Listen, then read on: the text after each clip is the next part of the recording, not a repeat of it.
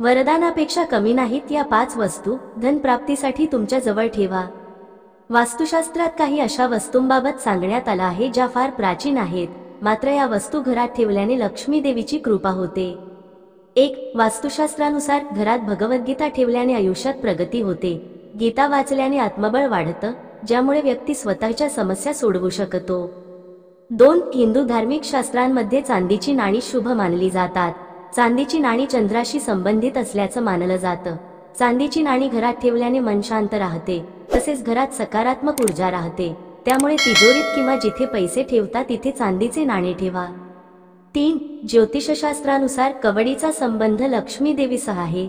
कवडी ही संपत्ती मिळवण्यासाठी फायदेशीर मानली जाते, त्यामुळे 5 कवड्यांवर हळदी लावावी आणि त्या मंदिरात किंवा देवाऱ्यात ठेवाव्यात।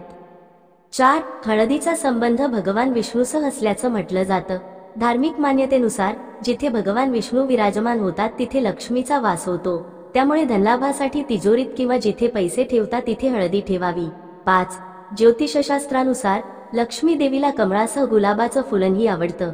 घरात गुलाबाचं रोपट ठेवल्याने सकारात्मक ऊर्जा कायम राहते। वास्तुशास्त्रानुसार घरात गुलाब ठेवल्याने लक्ष्मी देवीची कृपा होते।